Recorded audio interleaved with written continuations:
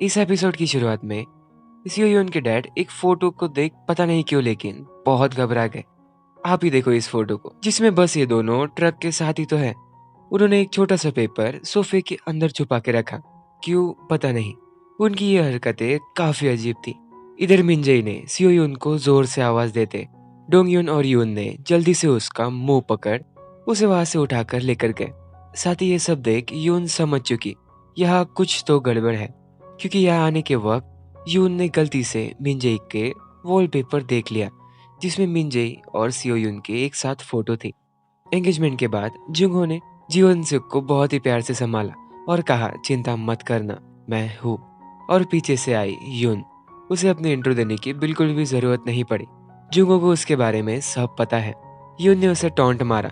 लगता है कि दो प्रॉब्लम्स जाने के बाद तीसरी प्रॉब्लम छुपाने की कोशिश चल रही है ना। इन बातों से मेरा लेना देना हो या नहीं हो, लेकिन एक दिन तुम्हारा मेरे साथ लेना देना जरूर होगा। क्या उसकी ये कोई चाल थी या ये कोई साजिश की शुरुआत है? जुंगो ने यून ने दिया हुआ रोज को कचरे में फेंक दिया। इधर दोंगयून ने मिंजई को समझाया जिसे तुमने देखा वो कंपनी की नई सीईओ है, उसका तुमसे कोई लेना देना नहीं। फिर भी उसे अच्छे तरीके से पता था ये दोनों उससे कुछ छुपाने की कोशिश कर रहे हैं, इसलिए वो खुद पता लगा ली।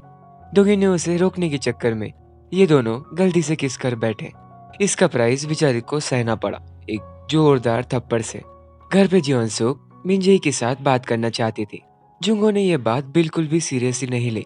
आप ही बताओ, जीवन सुख पूरी तरीके से असली वाली जीवन सुख लगभग बंद ही चुकी।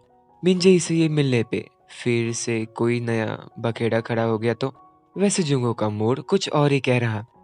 दोंगयून की मिंजई से माफी मांगने की इधर जोरों शोरों से तैयारी चल रही। वो उसके घर के पास जाकर वापस आ जाता वापस आ जाता। लेकिन दोंगयून मिंजई की इतनी फिक्र क्यों कर रहा, ये सवाल यून ने भी उससे पूछा। वो फिर से शुरू हो गया, वो बेचारी तो छोटी सी लड़की है, हे भगवान इसे छोड़ो। असली गम में तो शाओली है। वह अचानक यून उसे ज्वाइन करने आई। ये यहाँ वैसे तो नहीं आ सकती। उसने शाओली से सीधा एक चीज मांगी, जुंगहो। उसे शाओली की मदद चाहिए जीवनसु की सच्चाई बाहर लाने में। मैंने कहा था ना यून के मन में जरूर कोई खिचड़ी पक रही। उसके हिसाब से उसमें क्या कमी है? पैसे ना, एजुकेशन ना। जिस दिन जुंगो का काम खत्म हो जाएगा उस दिन वो किसको चुनेगा, मुझे या गरीब जीवन सुख को? वैसे बात तो पते की है, बट शाओली मर जाएगा लेकिन वो कभी भी उसकी मदद नहीं करेगा। इसी वजह से यून ने शायद किसी को जीवन सुख के इन्वेस्टिगेशन के लिए हायर किया। और अगले ही पल यून बिजनेस प्रपोजल लेकर एलस्टार में आई। यून को 1 साल तक एलस्टार के सारे डिजाइन चाहिए, इसलिए वो इन्हें 10 टाइम्स ज्यादा पे करेगी। लेकिन इस कोलैबोरेशन में कंपनी के कुछ रूल्स टूट रहे। यून ने कहा, क्या सच में तुम ऐसे प्रपोजल को रिजेक्ट कर रही हो? वैसे मुझे शाओली डायरेक्टर की डिजाइन बहुत पसंद है, मैं उसके साथ ही काम करना पसंद करूँ। पर रुको रुको रुको, वो दोनों आने के बाद हम आगे का डिस्कस करेंगे। दोनों? जो आप समझ रहे हैं यूनुस के लिए बिल्कुल नहीं आई।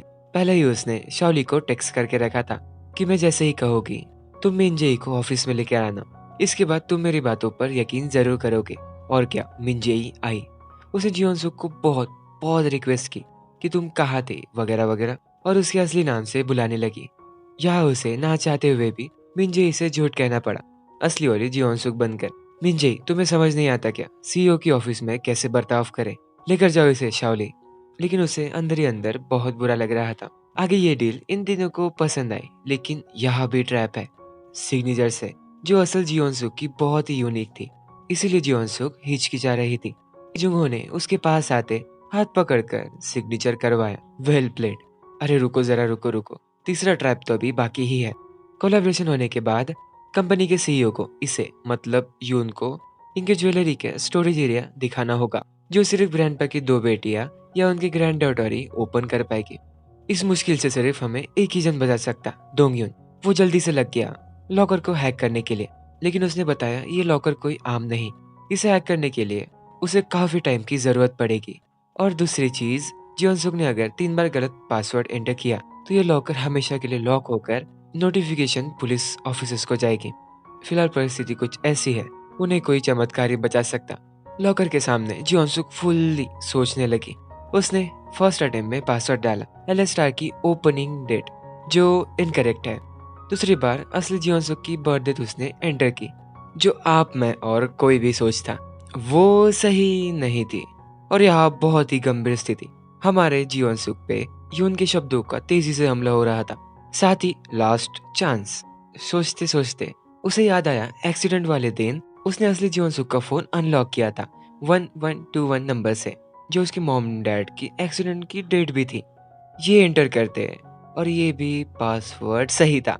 इन दोनों के होश तब उड़े जब जीवन सुख ने आई स्कैनिंग पास किया। आपको तो पता ही होगा असली जीवन सुख की आंखें इसमें हैं। फिलहाल के लिए बहुत बड़ी बला टल गई। इसके बाद तो जुंगो और जीवन सुख के बीच काफी देर तक रोमांस चला। इसलिए बच्चों आंखें बंद करो। शाओली ने उनको बहुत ही गुस्से से समझाया। उसने जो कुछ भी किया वो उसे नहीं करना चाहिए था। थोड़ी देर तक तो उनके बीच काफी गर्मा गर्मी चली। यून शाओली को कैसे समझाए कि अपनी आंखों पे से पर्दा हटाओ। वो लड़की असली जीवन सुख नहीं, वो नकली है। वो नकली जीवन सुख बन बिलियंस ऑफ डॉलर की कंपनी लेने आई है। वैसे यून की बात उसके हिसाब से कहीं ना कहीं सही थी, बट हाँ, उसे जुंगो भी चाहिए। इतने समझाने के बाद आखिर शाओली की आंखें खुली कि हाँ, वो लड़की असली जीवन सुख नहीं है। लेकिन अब यून को इस जैसे डम पर्सन की हेल्प नहीं चाहिए। इधर इन दोनों के बातों बातों में जीवन सुख ने पूछा जो उसे हमेशा से पूछना था। उसे पता है कि वो उससे बहुत नफरत करता, मतलब जुंगो, क्योंकि उसे बचाते बचाते असल जीवन सुख नहीं बच पाई। अगर वो नहीं होती तो जीवन सुख जिंदा रहती। जुंगो ने कहा ऐसा नहीं, उस एक्सीडेंट में अगर तुम नहीं होती फिर भी वो नहीं बच पाती, और उसकी आंखों को तुम्हें देने का डिसीजन मेरा है। आखिरी बात जीवन सुख को उसकी सच्चाई जाननी थी, लेकिन वो इसे फिलहाल नहीं बता सकता। वो बताएगा लेकिन सही मौके पे। रात को फिर से एक और बार जुंगो को वही बुरे सपने आने लगे, जिसमें एक छोटा सा लड़का एमा और उसके हस्बैंड मॉम डैड कहे मत जाओ चिल्ला रहा था। जीवन सुख ने जल्दी से उसके पास आ। हाँ, पहले तो वो डरी, लेकिन उसने उसके दोनों हाथ पकड़कर कहा मेरी आवाज को फॉलो करो, तुम्हें कुछ नहीं होगा। इसकी वजह से वो खुद को संभाल पाया। मिंजे इसे दोंगयुन अभी तक ब्लॉक ही है। ये छोड़ो, जुंगो ने आते उसने यून को ऑर्डर दिया वो जल्दी से पहली फ्लाइट लेकर डॉक्टर ताई के पास जाए। ये डॉक्टर वही है जिसने जियोनसुक की आंखें सीओ यून में ट्रांसफर की थी। इनको जल्द से जल्द डॉक्टर को कहीं छुपाना होगा, क्योंकि यून को इनका प्लान कई हद तक पता चल चुका है। आज नहीं तो कल वो जरूर कुछ ना कुछ करेगी। बाद में दोंगयुन धीरे धीरे मिंजे के पास आया। वो बिल्कुल भी इससे बात नहीं करना चाहती थी। दोंगयुन इतना ना समझ उसने माफी ऐसी मांगी मानो ऐसा लग रहा था कि वो मिंजे की गलती निकल रहा। वाह रे वाह, क्या करे इसका। फिर क्या वो दोबारा गुस्सा हो गई। लेकिन दुनिया कितनी छोटी है ना। लेबर यूनियन ने एल स्टार में फ्री ड्रिंक्स बांटने का ऑर्डर मिंजे के मॉम डैड को दिया। उतने में जियोन सुक वहां आई। वो तो अच्छा हुआ दोंगयुन ने उसे वहां थोड़ा संभाल लिया, लेकिन डैड के आते वो इमोशनल हो गई। इस सीन में इतना ही दिखाया गया।